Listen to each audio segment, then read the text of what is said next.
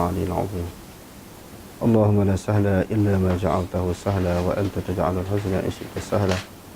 ربي يسر ولا تعسر وأتمم بالخير. أما بعد. باب الكفن بغير قميص. Bab berhubungan kafan dengan ketiadaan baju. Qamis ni macam kita cerita minggu lepas, baju panjang. Jadi Imam Bukhari mengenengahkan tajuk ini untuk dibincangkan berhubung dengan sunat ataupun tidak. Bila kafan mayat disertakan dengan baju ataupun pakaian dia. Jadi yang keduanya Imam Bukhari juga nak mengenengahkan kepada kita kerana berhubung dengan masalah ini berlaku khilaf. Sebahagian ulama kata memang sunat kafan dengan baju sekali, selain daripada kain kafan disertakan ditambah dengan baju dengan serban, sebagaimana hadis di bawah tadi kan, di bawah yang kita akan baca ni. Haddatsana Abu Nu'aimin haddatsana Sufyanu an Hishamin an Urwah an Aisyah radhiyallahu anha qalat kuffina an-nabiy sallallahu alaihi wasallam fi thalathati athwabin suhulin qursufin laysa fiha qamisun wala imamatun. Imamah atau umamah. Imam Bukhari dengan sanad yang disebutkan tadi, Aisyah kata dikafankan Nabi sallallahu alaihi wasallam dengan 3 helai kain yang dibuat daripada kapas.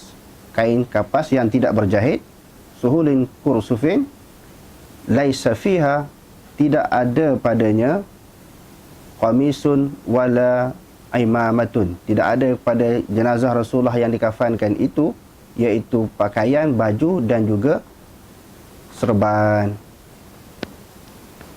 Jadi Imam Bukhari letakkan tajuk ini sebagaimana yang disebutkan tadi berdasarkan kepada riwayat ini yang dikemukakan oleh Aisyah.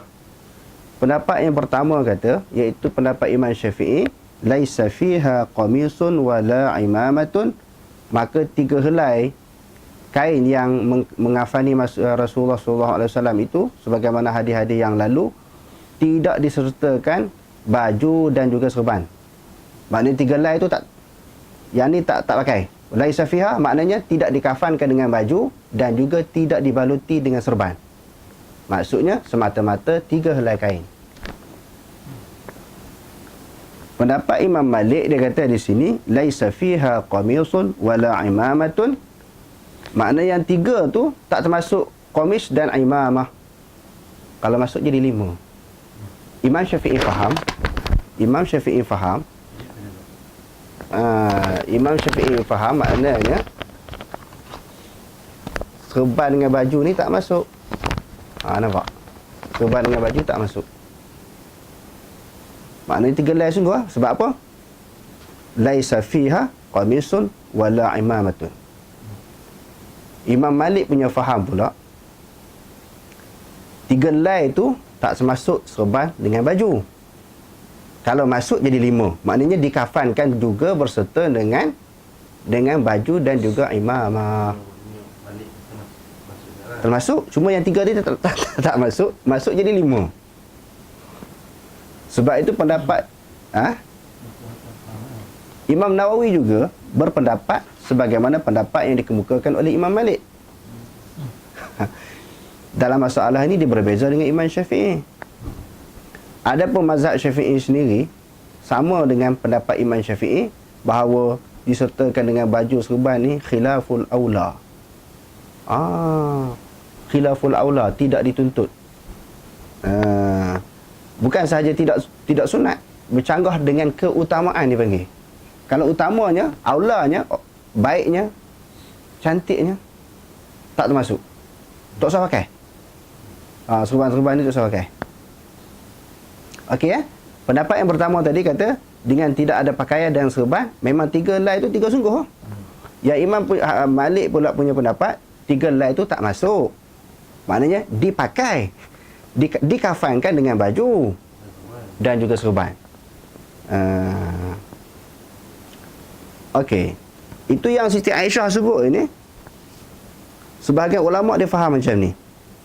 Dia kata bukanlah pakaian yang digunakan untuk memandikan mayat. Maksud di situ bahawa Rasulullah dimandikan dengan pakaian dia. Jadi bila nak kafan, tak guna komis itu, dia guna komis lain. Itu sebahagian ulama faham macam tu. Maknanya memang kita tak boleh memandikan jenazah di dalam keadaan dia terdedah aurat dia. Jadi Rasulullah ni dimandikan di dalam keadaan dia pakai pakaian. Jadi bukan pada pakaian, tidak padanya pakaian ketika mengkafani mayat itu, pakaian yang buat mandi tadi. Ada pun pakaian yang baru yang lain yang tidak digunakan untuk mandi memang dipakai. Memang dipakai. Tu sebahagian ulama dia faham macam tu. Okey, yang keduanya laisa fiha qamisun wala imamatun, iaitu komis yang biasa-biasa dipakai. Komis, pakaian yang biasa-biasa harian yang dipakai ni bukan yang tu digunakan untuk mengkafani dia, tetapi pakaian juga, pakaian lain. Pakaian juga. Pakaian yang lain daripada hak biasa dia pakai, yang itulah yang dikafani dia. Setelah pakai dikafan dengan 3 helai kain, dikafankan juga dengan baju. Dan dipakaikan akan Rasulullah tu serban. Serban yang lain juga, yang bukan yang dia pakai hari-hari. Barulah. Yang baru. Yang ketiga, bukan padanya pakaian di situ, komis yang biasa dipakai macam orang hidup, tetapi dipakai komis untuk dikafankan khusus bagi orang yang mati, yang itu yang tidak ada tangan. Baju juga, baju sarung mayat itu, tangan tak ada. Kalau ada tangan ni macam orang hidup. Nampak? Macam orang hidup pakai ni, dipakai macam tu, sampai dekat ni guna kain lain. Kerana di dalam perbahasan kita yang lalu, yang penting dia menutup aurat. Mungkin sebahagian kain tidak lengkap, tak cukup. Macam isu yang berlaku kepada sebahagian daripada sahabat yang meninggal dunia, yang tak cukup kain tu kan. Maknanya satu kali pakai, tak cukup. Pakai kain yang kedua. Tampung belah kaki ke, belah kepala ke. Dan juga berhubung dengan sebab apa Rasulullah ini sallallahu alaihi wasallam bagi komis dia kepada Abdullah bin Ubay. Jadi ulama kata Abdullah Ubay ni dia badan dia besar. Jadi sebahagian daripada aurat dia, maknanya anggota tubuh dia terdedah, terpaksa kena ditampung dengan pakaian lain, sebab tu Rasulullah bagi. Yang kedua dia pernah bagi kepada Abbas, bapa saudara Rasulullah ni, pakaian. Bila Abbas ni ditawan di dalam peperangan Badar, jadi dia kesejukan. Bila kesejukan, pakaian tak cukup. Jadi Abdullah bin Ubay ni, sebab dia ni ada hubungan adik-beradik, bagi pakaian dia. Sebagai nak membalas jasa dia balik, Rasulullah dah mati pun bagi. Tak ada manfaat apa dah, kita sebut dulu orang yang mati habislah. Nak bagi orang munafik yang lain tu, tengok akhlak Rasulullah, tak ada dendam langsung, walaupun orang tu bermusuh dengan dia masa dia hidup. Jadi ulama sebut hasil daripada tindakan Rasulullah buat macam tu, 1000 orang munafik masuk Islam. Rasulullah ni tak ada dendam langsung, dia habis tu habis kalau bagi orang kita, bila berdendam, marah tu, sampai 7 keturunan, tak habis-habis. Rasulullah ni habis-habis. Dia mati, serah pada Allah Ta'ala. Jadi, tugas kita ni menyampaikan dakwah, menyampaikan maklumat semasa manusia itu hidup. Dia mati, serah pada Allah Ta'ala. Sebab itu ada di kalangan orang yang mati yang kena rejam tu, ada segelintir sahabat menghina jenazah yang meninggal dunia tu kan. Rasulullah kata jangan. Kalau ditimbangkan jenazah dia, pahala dia, iman dia dengan penduduk Madinah ni, pahala dia tinggi lagi. Sebab dia sanggup menyerahkan diri kepada Rasulullah untuk dihukum, dijatuhkan hukuman Islam. Secara kesimpulan, maknanya Rasulullah menyantuni buat kepada orang kafir ataupun munafik macam tu untuk memperlihatkan kepada orang lain, itulah Islam, akhlak Islam, dan Rasulullah ni tidak ada dendam. Jadi di dalam mazhab Hambali makruh pakai apa dia, baju disertakan dengan serban, ini makruh. Benda tu tidak dituntut. Dalam mazhab kita khilaful aula. Istilah tu nampak berbeza lah sikit, tapi maksudnya lebih kurang ya. Kalau di dalam mazhab Hanafi, sunat kerana banyak riwayat dia kata.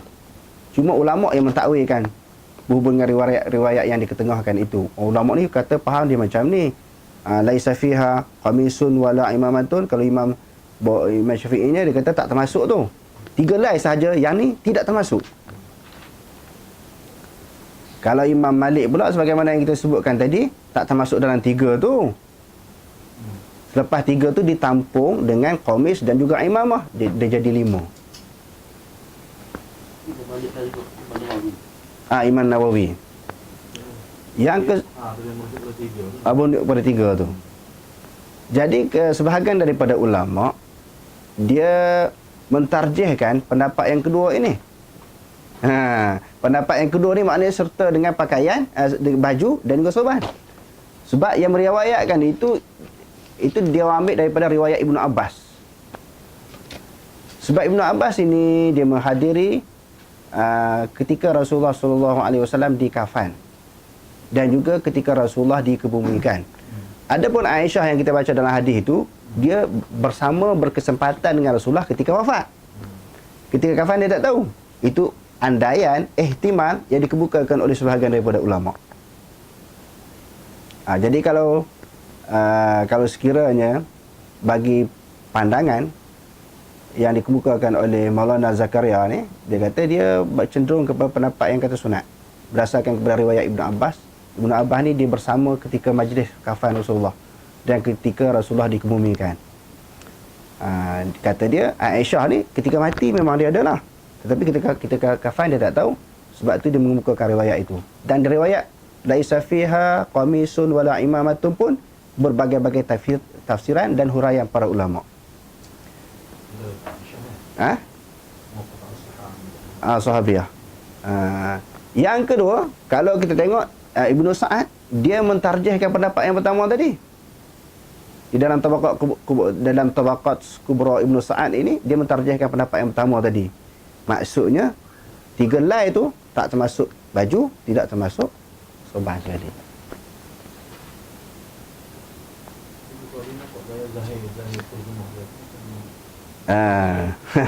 Bi ghairi qamisin. Sebab apa? Imam Bukhari yatarajjama lima zahabin zahaba ilaihi. Itu kaedahnya. Dia menyertakan terjematul bab berdasarkan kepada pandangan atau mazhab yang dia cenderung. Satu, yang keduanya Imam Bukhari letak tajuk tu dia nak ceritakan yang di antara yang perkara yang lebih besar berlaku khilaf masalah ni. Khilaf yang sangat masyhur. Ni dia tertarjih. Imam Bukhari ni kita tengok hebat, seni, luas, dalam, teliti. Tajuk dia tu menjadi mengeluarkan beberapa istinbat hukum. Tajuk yang di tengah tu mengeluarkan istinbat hukum. Kalau kita mengaji dalam fiqh mazhab ni, kita tak jumpa benda ni. Dia kata yang tu lah. Tapi Imam Bukhari dia tak kata tajuk ni, ulama ni kata macam ni, ulama ni kata macam ni. Jadi orang nampak. Itu kemah Imam Bukhari ni. Sebab tu kita, sebagaimana yang kita ketahui, Imam Bukhari ni tidak kurang tentang kemujtahidan dia sebagaimana ulama-ulama yang lain. Jangan duk nampak dia komand. Dia ni pendapat yang terpencil daripada pandangan-pandangan fiqh mazhab yang lain. Tak. Dia sebahagian daripada ulama mujtahid juga. Dia bahkan dia mujtahid mustaqil. Mempunyai pandangan yang tersendiri di dalam masalah fiqh ni. Bahkan kebanyakan pendapat Imam Bukhari ni memang kuat daripada mazhab lain ataupun ulama-ulama lain. Sebab disandarkan dengan dalil yang cukup kuat.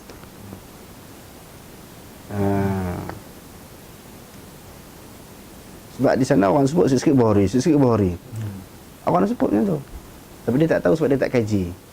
Sebenarnya sikit-sikit Bukhari tu sebab apa? Sebab dia terlalu kuat.